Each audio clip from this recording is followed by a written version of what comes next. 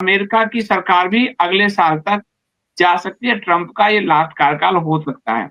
और इस सब मामले में इज़राइल दुनिया को ब्लैकमेल कर रहा है, बड़े राष्ट्रों को ब्लैकमेल कर रहा है और वो अपनी ग्रेटर इज़राइल की फिलॉसफी को नहीं छोड़ने वाला है।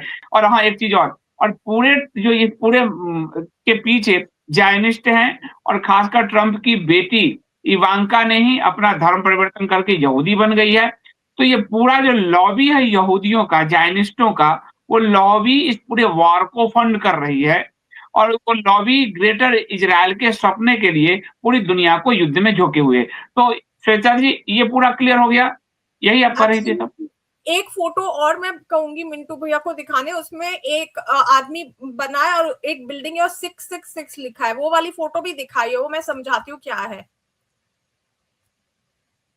वो इससे कनेक्टेड है क्योंकि जी, ये है ट्रंप का दामाद जैरेड कुशनर, जिसकी बात मैंने कही थी, जिसने कि गाजा रीडेवलपमेंट प्रोजेक्ट का वर्ल्ड इकोनॉमिक फोरम में इसी साल जनवरी में प्रेजेंटेशन दिया था।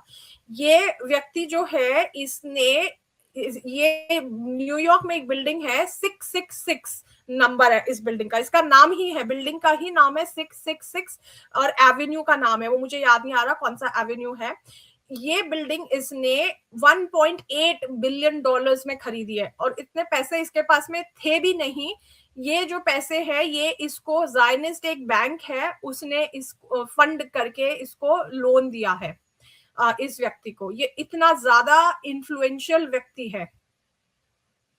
अच्छा, तो इसका दामाद ही है, ट्रंप का दामाद ही है। जी, ये दामाद है उसका। ये देखिए, और हम्म। कितना इसका सपना है। 666 देखिए, हमने इस पे बारे में बात की है पिछले साल, हाँ जो ये हाँ, बिल्कुल। लोग मानते हैं इनका नंबर होता है। और ये उसको यही बिल्डिंग क्यों चाहिए थी, बात ये है, हम्म, प्रश्न ये है। और इतने महंगे में इसने खरीदी, उतनी तो उसकी प्राइस भी नहीं थी, लोग बोल रहे थे। सही बात। तो इस पूरे युद्ध के पीछे जायनिस्ट हैं, यहूदियों का संघ, यहूदियों का आरएसएस कहिए, जायनिस्ट हैं और वो इस पूरे दुनिया को युद्ध में धकेले हुए हैं। जायनिस्टों के पीछे की जो हिस्ट्री है, हम लोगों की सिंपैथी इजराइल के साथ रही क्योंकि इजराइल लगा कि घिरा हुआ है। लेकिन इजराइल का जो यहूदी धर्म है, वो रक्त पिपासु धर्म जो है, रिलीजन है, वो कैसे पूरी दुनिया को कंट्रोल, और भारत में उसका संघ भाजपा से बहुत डीप रिलेशन, उस पर कभी हम लोग बात करेंगे। और कैसे पूरी दुनिया को कंट्रोल करना चाहता है।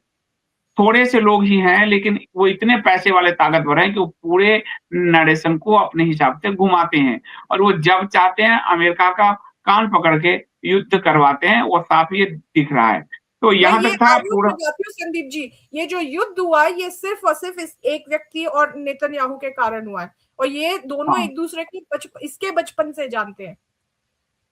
इन हाँ, दो बिल्कुल व्यक्तियों के कारण यह युद्ध हुआ है। इसी को भेजा गया था शांति वार्ता के लिए और वहां से नेतन्याहू बम दाग रहा है। बिल्कुल। दोनों की और मिली भगत। इसमें एक एप्स्टीन फाइल भी एक बड़ा मुद्दा है। एप्स्टीन भी यहूदी था और वो भी मोसाद का एजेंट था। और अगर आप देखें तो बहुत कुछ ऐसा है जिसको छिपाया गया है और बहुत कुछ ऐसा है एप्स्टीन के कारण जो ट्रंप को, भारत को ब्लैकमेल किया गया है। ये साफ साफ दिख रहा है, अपने पक्ष में लॉबिंग करने के लिए, अपने पक्ष में खड़े होने के लिए। इसलिए हमारे नेता इजराइल को फादरलैंड भी कह देते हैं और इजराइल के साथ वहां से खड़े होने की घोषणा भी करते हैं और वो आते हैं तो युद्ध शुरू हो जाता है। तो बहुत कुछ है ऐसा मकर जाल है। इस मकर जाल को समझना बड़ा आवश्यक है और वही श्वेता जी उस मकर जाल को समझाने का प्रयास कर रही हैं।